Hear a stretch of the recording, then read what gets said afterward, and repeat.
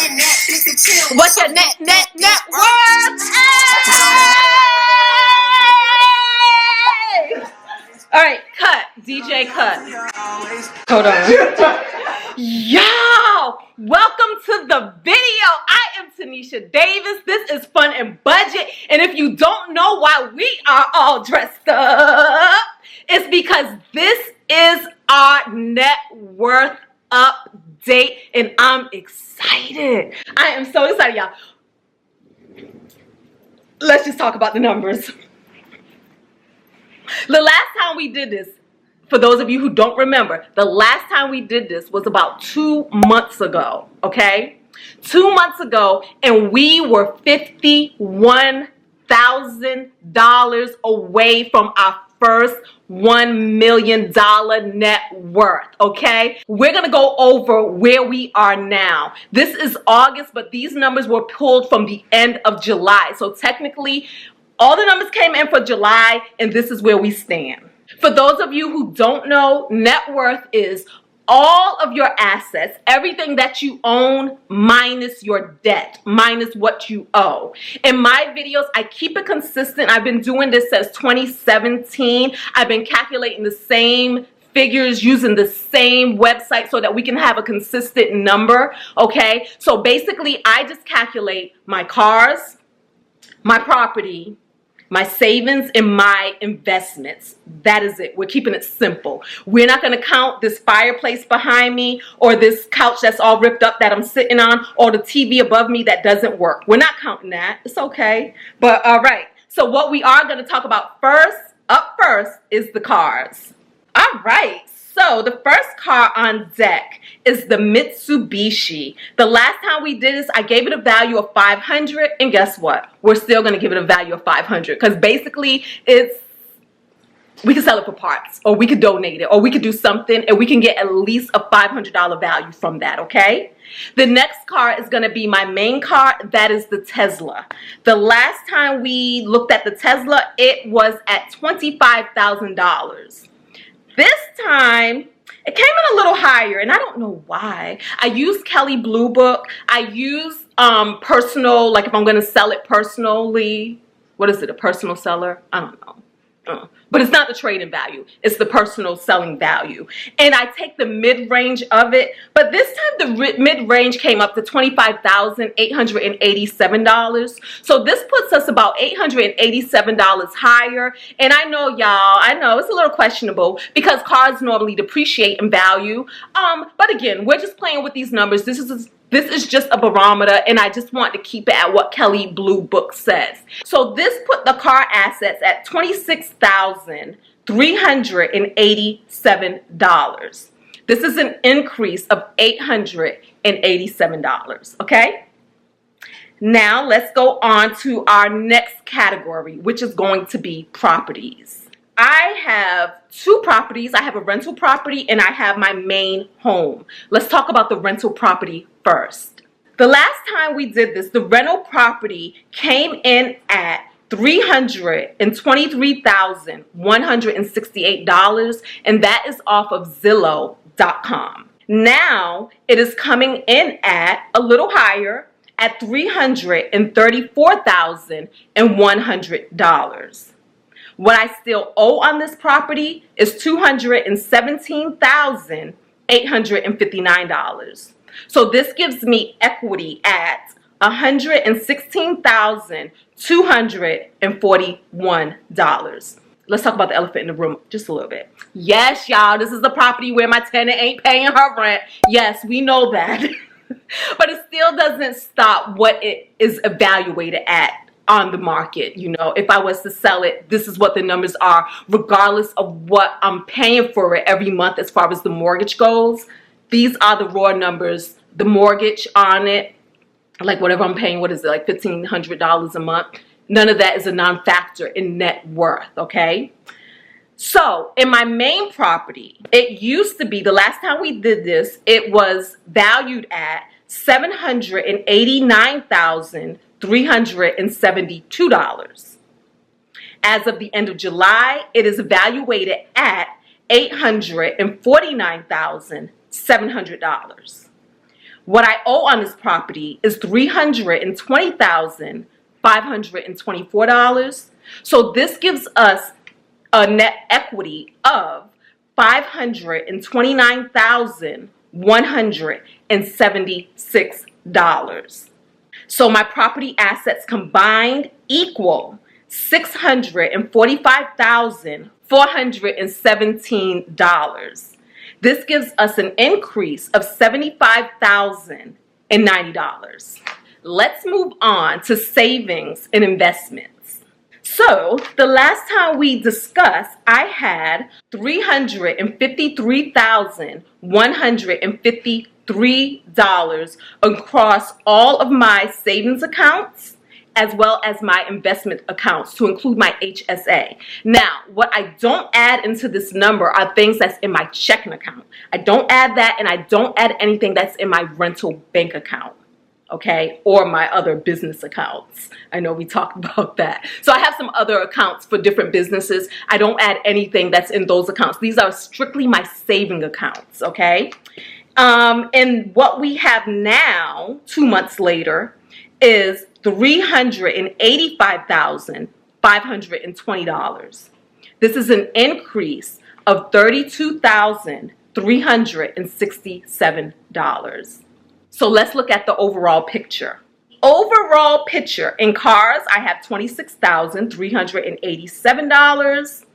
And in properties, I have $645,417. And in savings, I have $385,520. Y'all, when we add this up, it gives us a total net worth of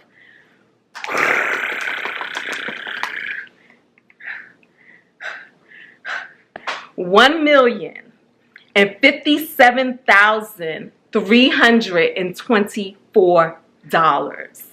Y'all, this is an increase in 2 months, an increase of $108,344.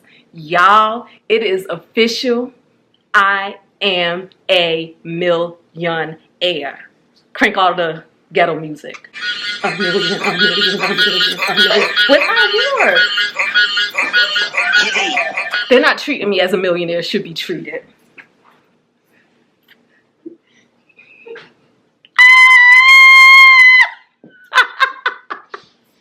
This is my trophy. I absolutely cannot believe that it is August and I've reached this milestone already. Oh my goodness, I like to thank you and you and you and you and you. I mean, this is just so freaking exciting to me. I mean, I really thought that maybe I would reach this by the end of the year.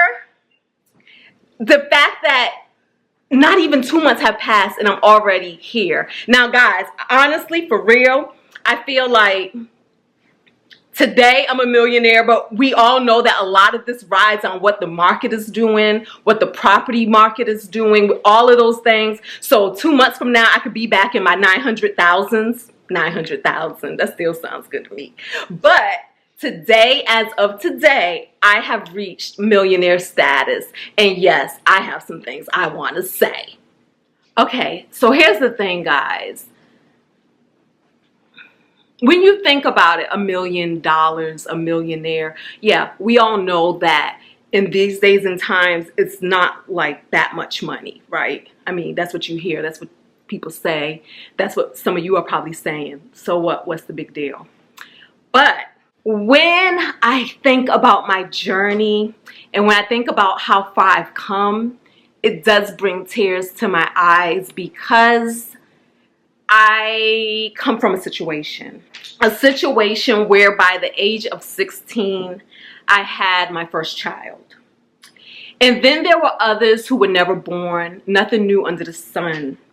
It comes from the plight of being a woman, walking a plank that so many other women have walked. But what I knew was I had to, and I could, find a different path and by whatever means available to me, learn to walk that path, and with grace and dignity and magic. You guys have been witnessing that journey on this channel since 2016, but of course the journey began way before I decided to try to figure out what to do with my money. Let me say, on this path, I've had some amazing people, amazing support systems, despite me, because I wasn't always an easy child. I had my grandparents, I had my mom, I had my sisters and aunts and uncles, and I had my friends. Even as a 16-year-old, for whatever reason, no one has ever made me feel like there was anything that I could not accomplish. And for whatever reason, they treated me as if I could still conquer the world, baby and everything. That is the energy that I walked all these new paths that I discovered in. And with my son on my hip, because I moved out when I was 17 and he was barely 3 months old, I went out and explored the planet with that same determination and that same energy that I can do practically anything, regardless of my mistakes, regardless of all that I've been through, regardless of all that I've done. So, after graduating high school, I put myself in college. It's a whole nother story time, y'all, because they told me I could not go. Like, I applied to Old Dominion University because nothing but the best for me, you know. I always had millionaire energy. And they was like, girl, you barely graduated high school. You barely went to school as a senior. Because I was a teen mom with a son, living on my own, going to school whenever I could because I had the help of a 15-year-old young man who had already been kicked out of school. He was expelled already. So he agreed to watch my son. So yeah, so even though Old Dominion was like, no, I didn't believe in no's. And I managed a way to get in anyway. Story time somewhere in the future, right? How I got into college. It wasn't easy because I still had a baby. And I did manage to find a babysitter who agreed to watch him for $35 a week. I attended classes, but I was still on my own. Then came the military. To pull this off, my mother agreed to take custody of my son. And that wasn't easy either because by this point, my son would have seizures every single day. Now, because y'all know what I went through with him. It was tough. Yeah, because Tisha had to get in the ambulance with him. Yeah. And then I had to say, oh, wait, each one of you's going to have to stay in the hospital because I had to go to work. Yeah. Because it's one thing for, like, your mom to take your child so you can go in the military, but it's another thing for her to take a child who's sickly. And we didn't even know he was sick like that. It kept getting worse. Well, he started having seizures when he was 1. He was having 10 seizures a day. Every day. There was migraine seizures. Every time he got a fever. Like he would fall out. But he didn't even have fever sometimes. I used to put the Bible on his head every night. Mom, come here. No. Mom, come here. Yeah. But I don't remember going to the hospital. Yeah, you did. But I did? Because we walked into the hospital. And he's laying in the bed. And what's his blood? It was all in the back of his head. They didn't even clean it up. Because he still have those scars, too. They didn't clean it up. What happened was they brought a girl, a trainee in there. She walked into the bathroom. And he had a seizure. And fell on the cement floor. And that's how his head got busted. Yep, I told you, I went through a lot. I remember one time I was in the hospital with him. Because he was having seizures. You know, we had a doctor's appointment. He had a seizure in the elevator. I had to get him out the elevator. Abba was with me then. I had to get him out the elevator and bring him back to the doctor's office. And that's when they made him, put him in the these things all over his head to find out where the seizures are coming from. Yeah, and then, even when he was 1, they had him on medicine. And they was like, well, if he complains his liver hurts, rush him in. He's 1. Yeah. He can't say my liver hurts. Yeah.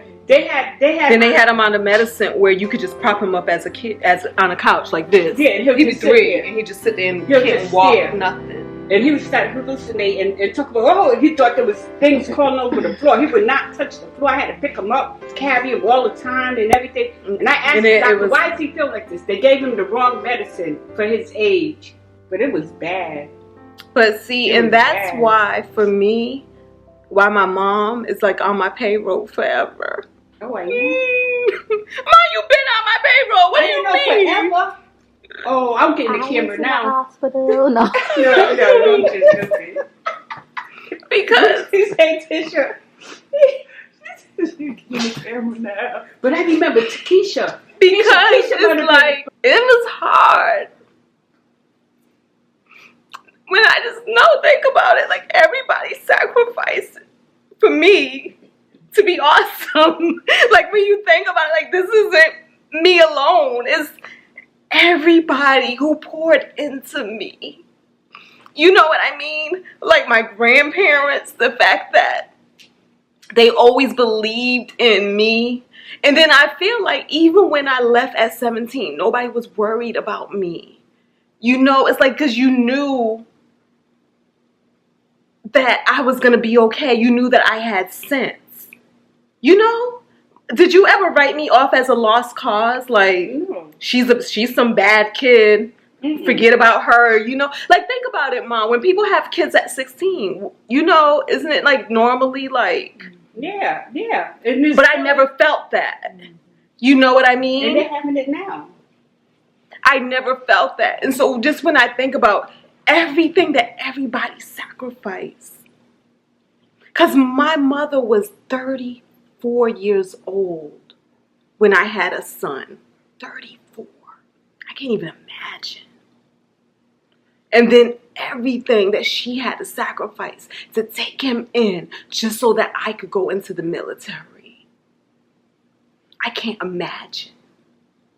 And then the fact that everything that everybody had to do just so that my mom can go to work sometimes while my son is in the hospital and that so that people can be with him just so that I could be in the military. I had to be great. I had to achieve. I could not come back a failure when all of that was sacrificed.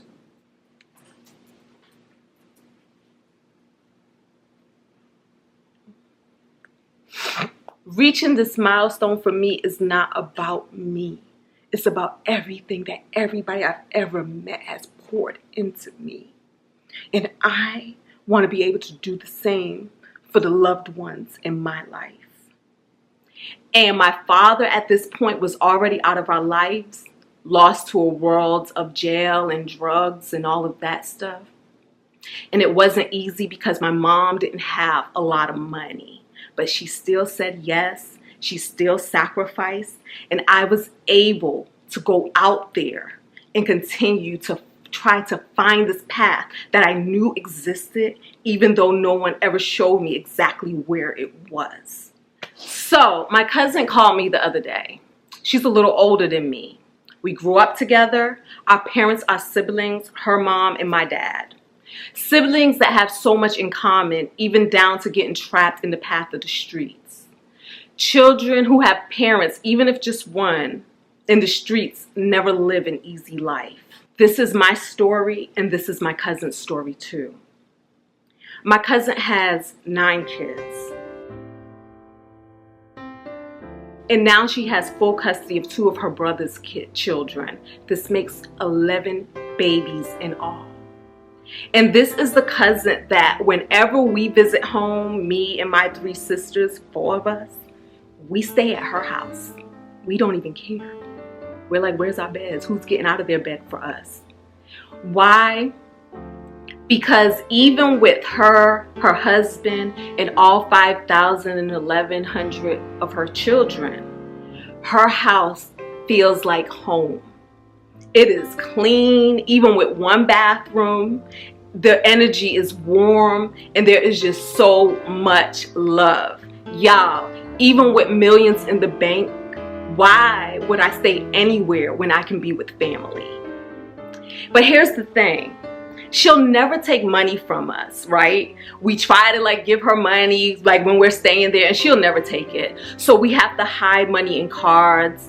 I hide money in cabinets so that when she's making the kids some cereal or a bowl of lasagna or anything, she will find the money long after I'm gone, too far away for her to try to force the money back in my pocket, okay? She's the big cousin, she likes to remind me. But no, I am. Simply because it is the energy I've always walked in. I want to be mentor to the world. And you, dear cousin, 3 years older than me or not, cannot take that from me.